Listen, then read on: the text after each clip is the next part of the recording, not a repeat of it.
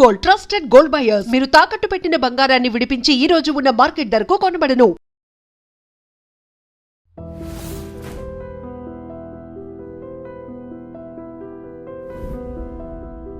నమస్తే, welcome to I dream. నేను వలి. ప్రస్తుతం మంగ్లీ కేసు వ్యవహారం రాష్ట్ర వ్యాప్తంగా తీవ్ర చర్చనీయాంశంగా మారింది. మంగ్లీ స్కామ్ చేసిందా లేదా దీని మీద పెద్ద ఎత్తున డిస్కషన్స్ జరుగుతూ ఉన్నాయి. మైక్రో ఫైనాన్స్ పేరుతో కోట్ల రూపాయల సొమ్ము మంగ్లీ పేరుతో దోచేశారు. ఆ డబ్బు ఎక్కడుందో కూడా ఎవరికి తెలియనటువంటి పరిస్థితుంది. పోలీసులు అయితే కేసు నమోదు చేశారు. సుబ్బారావు అనే అడ్వకేటు బాధితులందరూ అతన్ని అప్రోచ్ అయితే కేసు పెట్టడానికి వెళ్ళినప్పుడు అక్కడ నానా గందరగోళం రచ్చ కూడా జరిగింది. ఆయన పోలీస్ స్టేషన్ లోపలికి వస్తేనే డ్రంక్ అండ్ డ్రైవ్ టెస్ట్ చేసి అవమానపరిచారు. అదొక పెద్ద ట్విస్ట్ ఈ కేసులో. తర్వాత మంగ్లీ కూడా సుబ్బారావు మీద కంప్లైంట్ చేశారు. అసలు నాకు ప్రమేయం లేదు, నా పేరు వాడుకుని ఎవడో డబ్బులు వసూలు చేస్తే నాకేం సంబంధం, అసలు సుబ్బారావు మీద కేసు పెట్టాలి, సుబ్బారావు మీద చర్యలు తీసుకోవాలి, అలాగే ఎవరైతే డబ్బులు తీసుకున్నారో వాళ్ళ మీద చర్యలు తీసుకోవాలి, కానీ నన్నెందుకు లాగుతున్నారు అని చెప్పి ఆమె కూడా మాట్లాడిన పరిస్థితుంది. అసలు మంగ్లీ స్కామ్ చేసిందా లేదా, ఆమెకు తెలిసి జరిగిందా లేదా, మళ్ళీ ఈ కేసులో అడ్వకేట్ని ఇంత ఈ విధంగా బదనాం చేయాలా? ఒకసారి ఇక్కడ చూడండి. ఆయన స్టేషన్కి వెళితే బాధ్యులతో సహా ఆయన కంప్లైంట్ చేయడానికి వెళ్తే పోలీసులు లోపలకు కూడా రానియకుండా తాగొచ్చావా, తాగి మాట్లాడుతున్నావు అని చెప్పి డ్రంక్ అండ్ డ్రైవ్ టెస్ట్ చేసి ఆయన అవమానపరిచారు. చాలామంది అడ్వకేట్లు దీని మీద రియాక్ట్ అయ్యారు కూడా. అసలు ఈ కేసుకు సంబంధించి అసలు ఎటుపోతోంది, ఏం జరుగుతోంది, క్లియర్గా ఈ వీడియోలో మనం మాట్లాడే ప్రయత్నం చేద్దాం. అడ్వకేట్ సుంకర నరేష్ గారు ఈరోజు దీని గురించి మాట్లాడటానుకున్నారు. Sir please. నమస్తే అండి. నమస్తే. Welcome to I dream. Thank you. ముందుగా ఈ సీన్ గురించి మనం డిస్కస్ చేద్దాం సార్. పంజాగుట్ట పిఎస్లో ఆ రోజు డ్రంక్ అండ్ డ్రైవ్ టెస్ట్ ఆయనకి, ఎవరైనా మనం రోడ్ల మీద నైట్ టైం తాగిపోతున్నాడు అలాంటి వాళ్ళకి చేస్తారు బళ్ళు ఆపి, కానీ ఒక అడ్వకేట్ని ఫస్ట్ టైం నేను కూడా చూడటం. ఎలా చూస్తారు దీన్ని ఒక అడ్వకేట్గా? జనరల్గా మంగ్లీ వివాదం వెళ్దాం, కేసు ఫ్యాక్ట్స్లోకి వెళ్దాం. ఇందులో భాగంగానే సోదరుడు సుబ్బు కొలిగ్ అడ్వకేట్ డీల్ చేస్తున్నాడు. బాధితులందరూ కూడా ఈయన్ని అప్రోచ్ అవ్వడం జరిగింది. అందులో భాగంగానే స్టేషన్కి ఫోన్ వచ్చింది, రమ్మని చెప్పనంటే వెళ్ళటం జరిగింది అని చెప్పి అతను చెప్తున్నాడు వీడియోలో. అందులో భాగంగా స్టేషన్లో అంటే సర్ప్రైజింగ్ ఫ్యాక్టర్ అనమాట, వెళ్తే ఒక మిషన్ తీసుకుని వచ్చి, బ్రీత్ అనలైజర్ మిషన్ తీసుకుని వచ్చి అతనికి డ్రంక్ అండ్ టెస్ట్ కండక్ట్ చేయడం జరిగింది పోలీస్ స్టేషన్లో. ఫస్ట్ టైం అంటే మేము ఎన్నో కేసుల మీద రెగ్యులర్గా ఎంతో అనాలిసిస్ ఇస్తూ ఉంటాము, టైం టు టైం రియాక్ట్ అవుతూ ఉంటాము, వాట్ ఈజ్ లా అని చెప్పని. ఫస్ట్ టైం మేము చూసాము. ఈయన ఆల్రెడీ అడగడం జరిగింది, నేనేమైనా డ్రైవ్ చేస్తున్నాను, ఎందుకు చేస్తున్నా అంటే కనుక నీకు తెలియదేమో, నాకు తెలుసు, చేస్తామని చెప్పన్నారు. పంజాగుట్ట సిఐ రాజ్యాంగానికి అతీతుడిగా ఉన్నాడు.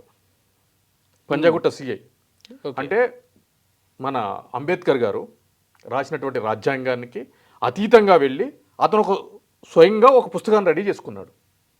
సో దాని ప్రకారము, ఆ రాజ్యాంగం ప్రకారము అతను ఇది కండక్ట్ చేస్తున్నాడు. నాకు రూల్ ప్రొసీజర్ తెలుసు అన్నాడు.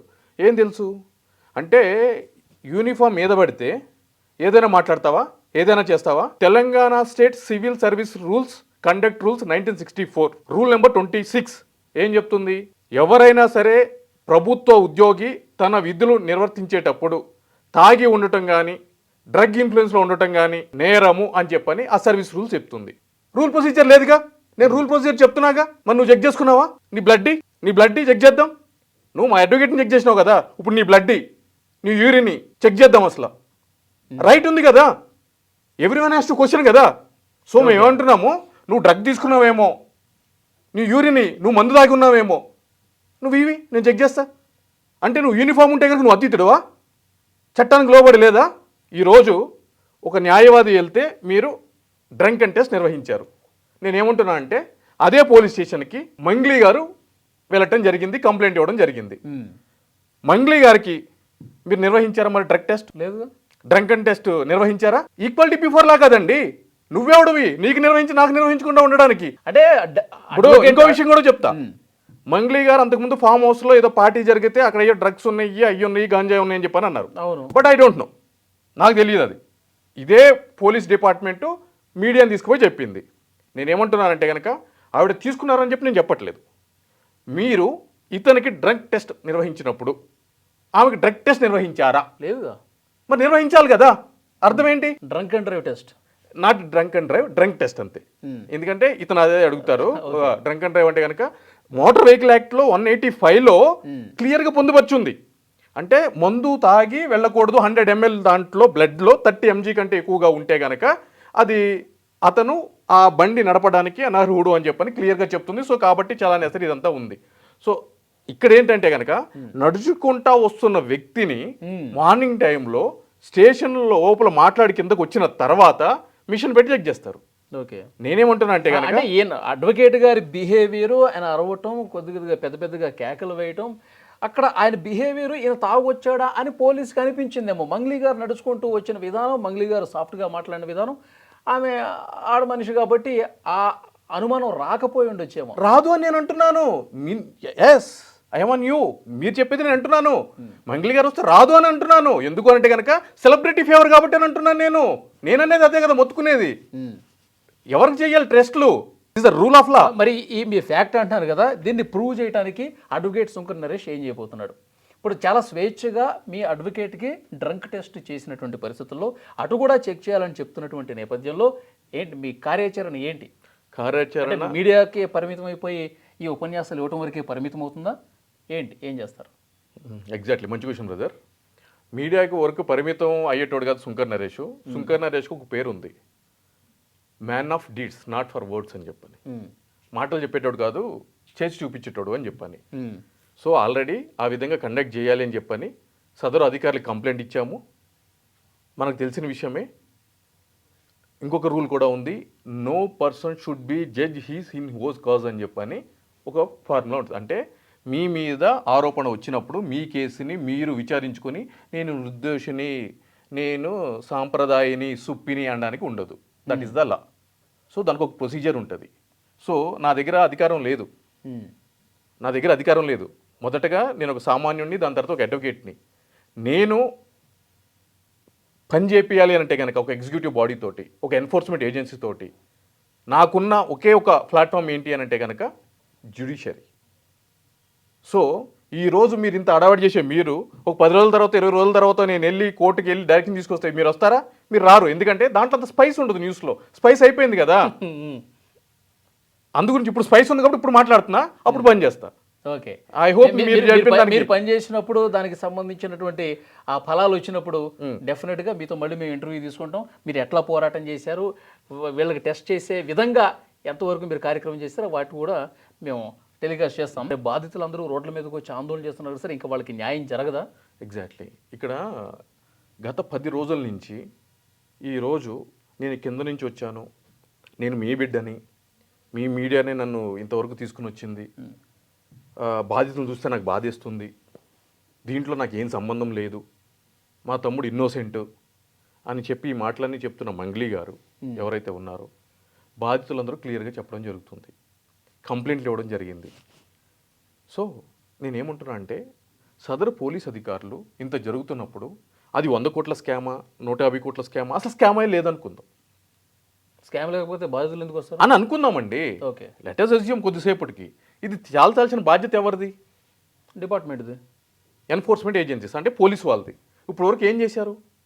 ఆమె ఇప్పుడు వరకు 2-3 సార్లు స్టేషన్కి వచ్చి వెళ్ళింది, సిపి గారిని కలిసింది, డీజీపీ గారిని కలిసింది. వాళ్ళు క్లియర్గా ఆమె పేరు చెప్పి వాళ్ళ తమ్ముడి పేరు చెప్పి, ఆ మధు అనే వ్యక్తి పేరు చెప్పి, ఇంకొక రమాకాంత్ రెడ్డి సంథింగ్ అతను రమావత్ మధు, బాలాజీ నాయక్ వీళ్ళందరి పేర్లు చెప్పి వాళ్ళు కంప్లైంట్ ఇచ్చినప్పుడు వాళ్ళ ప్రాథమిక విధి ఏంటండి? అంటే ఎక్కడో ఉన్న విదేశాల్లో ఉన్నటువంటి అన్వేష్ గాడి మీద ఉన్న ఇంట్రెస్ట్ ఇక్కడ మన రాష్ట్రంలో మన సిటీలో ఇంత పెద్ద స్కామ్ జరుగుతూ ఉంటే బాధితులందరూ రోడ్డు మీదకి ఎక్కుతూ ఉంటే ఇప్పుడు వరకు ఒక నోటీస్ పంపించారండి వాళ్ళందరికీ ఎవరికైనా? 94 BNSS ప్రకారం కానీ 179 BNSS ప్రకారం కానీ పంపించారా? ఎవరైనా అరెస్ట్ చేశారా? ఆ విధంగా చర్యలు ఎందుకు చేపట్టలేదు? ఇది కాదా సెలబ్రిటీలకు ఒక న్యాయం, సామాన్యుడికి ఒక న్యాయం ఉందని చెప్పడానికి? అంటే ఇంకెన్ని స్టూడియోలు తిరగాలండి బాధితులు? ఎన్ని గుమ్మాలు ఎక్కాలి, ఎన్ని గుమ్మాలు దిగాలి?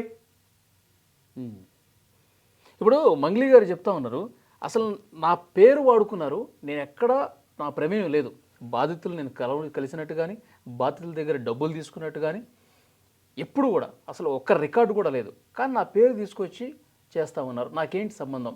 సుబ్బారావు అనే వ్యక్తి నన్ను కేవలం హెరాస్ చేయడానికే, అతనేదో బిగ్ బాస్లోకి వెళ్ళడానికి, అతనేదో ఫేమ్ రావడం కోసం సెలబ్రిటీల పేర్లు వాడుకుంటున్నాడు. నా పేరు ప్రతిష్ట మొత్తం ఇన్ని సంవత్సరాలు నేను కష్టపడినంత బూడిదలో పోసిన పన్నీర్లాగా అయిపోతుంది. అతని మీద యాక్షన్ తీసుకోవాలని చెప్పేసి అంటా ఉంది. ఇప్పుడు నేను మీ మీద ఒక ఆరోపణ చేస్తానండి. మీరు మీడియాలో జాబ్లు ఇప్పించారని చెప్పని 100 మంది దగ్గర డబ్బులు తీసుకున్నారనేది మీ మీద ప్రధానమైన ఆరోపణ. వాళ్ళందరూ నా దగ్గరికి వస్తారు. నేను మీ మీద యుద్ధం మొదలెడతాను. సుంకర నరేష్ మంచోడని చెప్పంటారా మీరు? అనం కదా అనరుగా? అదే నా మీద ఎలిగేషన్ వచ్చింది. మీరు యుద్ధం చేస్తున్నారు. నేనేమంటాను? నేను మంచోడనే అంటా, మీరు చెడ్డోడు అంటారు. క్వైట్ కామన్ కదండి. జనరల్గా జరిగేది ఇదే కదా. ఇవన్నీ ఇప్పుడు ఇంత జరుగుతున్నా కూడా తేల్చాల్సిన పాత్ర ఎవరిది? ఎక్కడో ఐబొమ్మ రవి ఎక్కడో బయట ఐలాండ్లో కూర్చుని సినిమాలు అప్లోడ్ చేశాడు అంటే ఇక్కడ తీసుకుని వచ్చి ప్రెస్ మీట్లు పెట్టి, వారానికి ప్రెస్ మీట్ పెట్టి దాన్ని ఒక ఇంటర్నేషనల్ లెవెల్లో సమస్య చేశారు కదా ఇదే సిపి గారు. మరి బాధితులతో ఇంతమంది వస్తున్నప్పుడు ఏం జరుగుతుంది ఏంటి అని పోలీస్ స్టేషన్ ముందు ఇంత పెద్ద తమాషా జరుగుతున్నప్పుడు మొత్తం ఎంటైర్ స్టేట్లో ఇదే ప్రధానమైన న్యూస్ కింద ప్రతి ఒక్క ఛానల్లో దీన్ని చూపిస్తున్నప్పుడు ఏం చేయాలండి? బాధితుల్ని పిలిపించుకుని మాట్లాడాల్సిన అవసరం, ఆవశ్యకత డిపార్ట్మెంట్ మీద ఉందా లేదా? ఉంటుంది, డెఫినెట్గా ఉంటుంది కదా. పోలీసు వాళ్ళకి ఎటువంటి పవర్స్ ఉన్నాయి? 173 BNSలో సుమోటో కాగ్నిజెన్స్. ఈరోజు మీరు ఇక్కడికి వెళ్ళి డ్రంక్ అండ్ డ్రైవ్ టెస్ట్ చేస్తూ ఉంటారు. జూబ్లీ చెక్ పోస్ట్ దగ్గర సమ్ XYZ దగ్గర ఆపి ఓదమంటారు. సరే మీరు ఊదుతారు. పక్కన ఉన్న వ్యక్తి నాకు వెహికల్ అంటాడు. నేను ఇయ్యను, నేను పెట్టుకుంటా అంటాడు. పెట్టుకునే అధికారం వాళ్ళకి లేదు, హైకోర్టు ఇచ్చింది. మీరు అడిగితే ఏమంటారు తెలుసా? నా విధులకు ఆటంకం పరిచాడు అని చెప్పని అక్కడే విధుల్లో ఉన్న ఎస్ఐ కంప్లైంట్ రాసి ఇస్తే FIR చేస్తారు. ఏమ్రా గొంతులు ఇస్తున్నారా? చూపిస్తాం రా అని చెప్పని. మరి ఆ విధంగా లెటర్స్ దీంట్లో కూడా ఎవరు కంప్లైంట్ ఇవ్వలేదని అనుకుందాం, ఇచ్చారు అనుకుందాం. సుమోటో కాగ్నిజెన్స్ మీకు ఉంది కదా అథారిటీ. మీ పోలీస్ స్టేషన్ ముందు ఇంత పెద్ద తమాషా జరుగుతున్నప్పుడు ఇంతమంది 150 కోట్లు 3 కోట్లు అని చెప్పి ఫోన్పే, జీపే, ఆన్లైన్ ట్రాన్సాక్షన్ చూపిస్తున్నప్పుడు పర్పస్ ఏంటి? అంటే వాళ్ళకి ఇంకా పనులు లేవా? వాళ్ళకి పనులు లేవా అండి? ఎక్కడో హయత్ నగర్లో ఎవరో మనీ సర్క్యులేషన్ కింద ఏదో ఫార్చునర్ పెట్టాము అది ఇది అని చెప్పని అంటా ఉంటే ఎవరో ఒక ఆవిడ సెలబ్రిటీ వచ్చి పేరు మెన్షన్ ఎందుకు లేదు, ఆమెకు సంబంధం లేదు కూడా చెప్పట్లేదని చెప్తా ఇస్తే పోయి 2 జీపులు వేసుకెళ్ళి వాళ్ళు పట్టుకుని వస్తారు. ఇడికి నిందితులుగా పిలువబడుతున్న వ్యక్తులు స్టేషన్లకు వచ్చి ఐరన్ షర్ట్లు వేసుకుని మరీ వచ్చి వెళ్ళిపోతున్నారు. హ్యాంగర్ కొన్న షర్ట్ కాదు, కబ్బోర్డ్లో షర్ట్లు వేసుకుని మరి వచ్చి మరీ పోతున్నారు. మరి ఏం చేస్తున్నారు సార్ తమరు? అంటే సెలబ్రిటీలు తప్పు చేసిన, సెలబ్రిటీల వైపు నేరం ఉన్న రుజువైనా వాళ్ళకి ఎలాంటి శిక్ష ఉంటుందా? వాళ్ళ శిక్ష నుంచి తప్పించేస్తారా? అదేనా మీరు చెప్పదలుచుకుంది? అంతకుముందు గవర్నమెంట్లో 12 మంది సినిమా ఇండస్ట్రీకి సంబంధించిన వాళ్ళు డ్రగ్స్ వాడారు అని చెప్పని ఒక స్పెషల్ ఎన్ఫోర్స్మెంట్ ఏజెన్సీని వేసి వాళ్ళని పదే పదే పిలిచి వాళ్ళ బ్లడ్ శాంపుల్స్ అవన్నీ కలెక్ట్ చేసుకొని వాళ్ళు తీసుకున్నారు అని చెప్పిన తర్వాత లాస్ట్ కోర్టుకు వచ్చేటప్పటికి ఏం చేశారండి? తూచ్ అవన్నీ అబద్ధం అని చెప్పని ఛార్జ్ షీట్ వేశారు. ఇది సరిపోదా? ఇది సరిపోదా ఎగ్జాంపుల్? ఇంకా చెప్పాలా? చెప్పండి ఇంకోటి ఎగ్జాంపుల్. సో ఇవి ఫామ్ హౌస్లో వాటిలో డ్రగ్స్ దొరుకుతున్నాయి. ఇప్పుడు మంగ్లీ గారి కేసు మనం తీసుకుందాం. అంతకుముందు ఫామ్ హౌస్లో దొరికిందని చెప్పని ఇనిషియల్గా ఏం చెప్పారండి పోలీసులు? గంజాయి ఉంది, అది ఉంది, ఇది ఉంది అని చెప్పని అన్నారు. ఏమైందండి కేసు? అది ఫాలోఅప్ చేశారా మీరు? అసలు దాని అప్డేట్ ఏంటో తెలీదు. ఎందుకని? సిన్సియర్గా పట్టుకున్నారు కదండి, మీరే కదా చెప్పింది. విజువల్స్ రిలీజ్ చేశారు కదా, ఎందుకని? ఏమైందంటారు? అంటే ఇక్కడ ఒక డౌట్ అండి. పంజాగుట్ట పోలీసులు వాళ్ళు చేయలేకపోతున్నారా, లేకపోతే పైనుంచి ఒత్తిడి వల్ల చేయలేకపోతున్నారా? 100% ఈ రోజు అంటే పోలీసులది తప్ప, లేకపోతే ఇన్ఫ్లుయెన్స్ ఉందా అని ఇప్పుడు ప్రతిదానికి కూడా రాజకీయ నాయకుల్ని బదలాం చేయడం తప్పండి. ఆ మంత్రి ఉన్నాడు, ఆ మంత్రికి వాళ్ళు వీళ్ళు ఇట్లా చేస్తున్నారని చెప్పని అది తప్పది. ఎందుకంటే వాళ్ళ సీట్లు కాపాడడానికి వాళ్ళకే టైం లేదు. ఈ పంచాయతీలను వాళ్ళు ఎక్కడ పెట్టుకుంటారండి? అడ్వకేట్ సుబ్బు ఒక డైలాగ్ ఇచ్చాడు మొన్న.